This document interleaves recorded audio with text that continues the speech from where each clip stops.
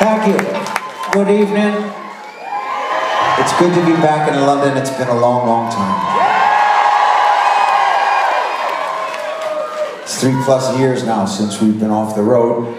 And, well, these last 3 years have certainly been tumultuous, to say the least. I hope your lives have been a little easier. But it's good to be back on the other side of it. And inviting you here to us is like a little friends and family kind of get together.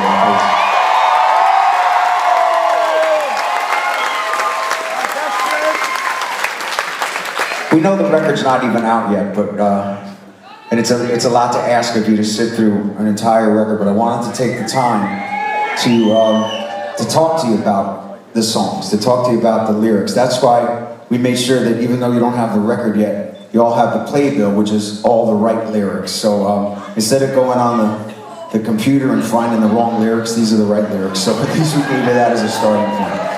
And I want to talk to you about what the songs are. So because, well, in truth, these last 33 years, This House Is Not For Sale is this. And this was built by us, and it was built by you. It was built by we, together. We did this. And so you're just as much a part of this journey as any one of us are. And as the lyric in the song says, This House Is Not For Sale. It talks about the picture on that cover. It's a very proud old house with deep roots, a lot of history. And as the first line of the song says, these four walls have got a story to tell. And that represents the four original members of the band, all four original members of the band.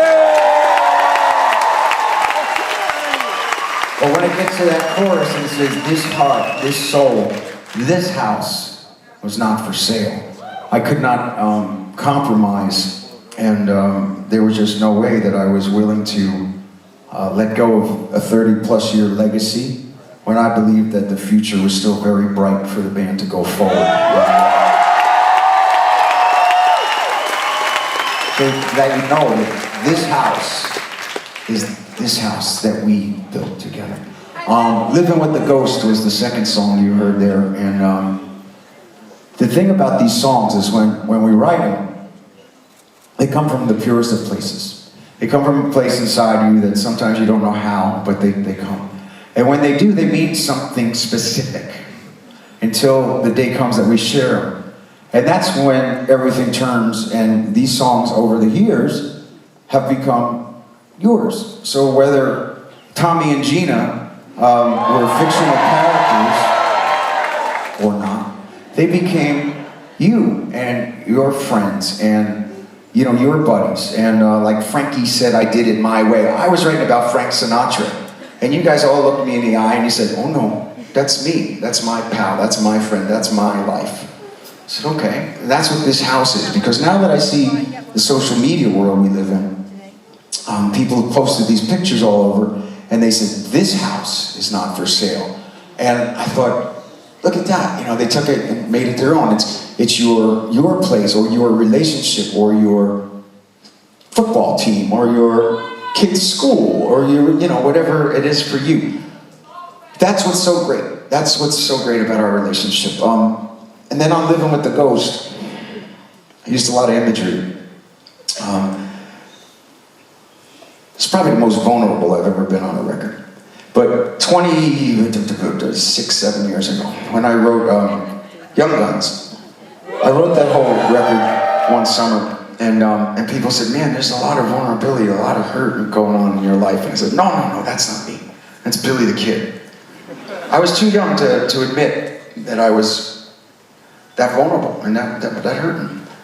26 years later, I don't have anything to hide behind. I've got something to say and nothing to prove. And with this record, it's 50 minutes of the truth. So when I broke down that bridge for you and I said, I saw this man wash his feet in the church holy water, he worked up to his knees. From his arms to his neck, said, I'm in over my head. He was crying, trying to get some relief. I was trying to get some relief. I had this dream that man was me. It was a dream I had one night, and I rolled over and I wrote it all down.